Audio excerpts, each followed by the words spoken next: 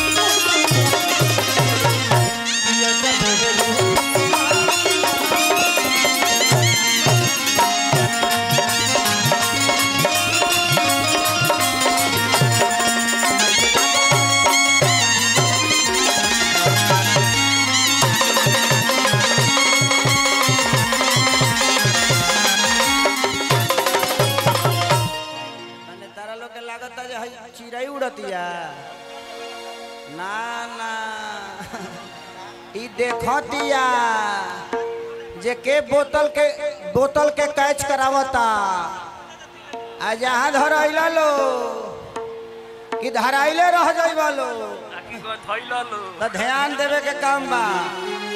आज आप लोगों को देखिए सबसे बड़ी चीज कि अगर हम कुछ गलत करते हैं ना तो हम अपने राज्य के अपने मिट्टी को अपने लोगों को साथ गलत करते हैं। आज प्रशासन इतना लगा हुआ है आप सबके सुरक्षा के लिए लगा है। अगर हम कुछ गलत करेंगे तो ये प्रशासन का ये समाज का अनादर होगा। नइखे सुनात ए भाई बोलो कि सुनात नइखे पर का कहीं हो तनी हे साउंडवन में बढ़ा दो हे साउंडवन में हाँ एमे बढ़ल बा तब जौन ऊंचा बा ओमे बढ़ावा जौन ऊंच बतानी नइखे सुनाते से बोतल फेंकत ना हो। हाँ ना ना ठीक बा तो खेसरिया के देख लेलो ओके तू लोग जिंदा खेसरिया के देख लेलो। औरतिया कहतिया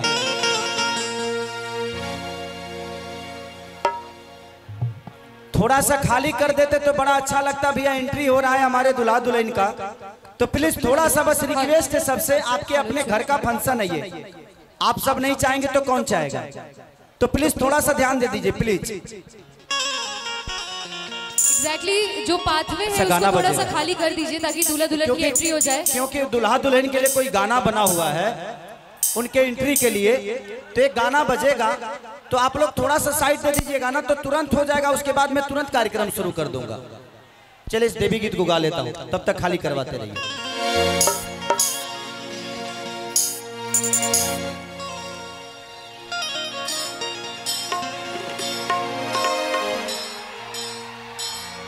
कि माई रौर दया होई इहे बाटे आसारा पूजा करे खातिर आइल बानी बलियारा सारा कि माई तोहरी दया होई इहे बाटे आसारा पूजा करे खातिर आइल बानी बलियारा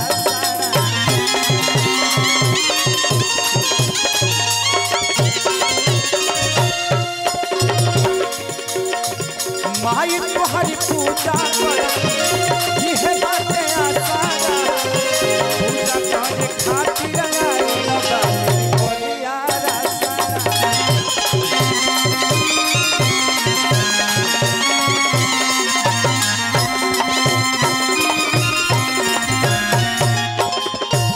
वाह वाह कि दर्शन पाके त भागिया जागेला। थोड़ा सा साइड दे दीजिए ताकि नहीं तो जितना उधर लेट होगा उतना कार्यक्रम में भी लेट होगा। तो माइके लागल बावे निमिया पर झुलुआ बन महाबा झुलुआ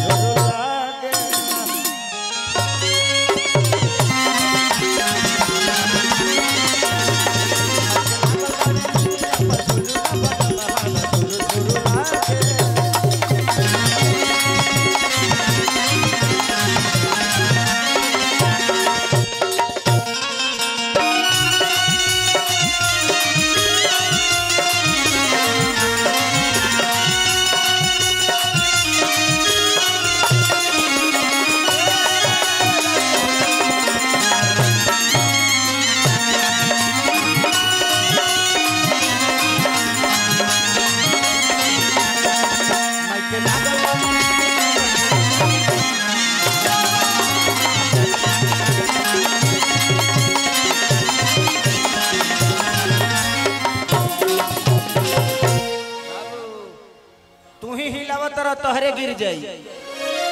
दहिया दहिया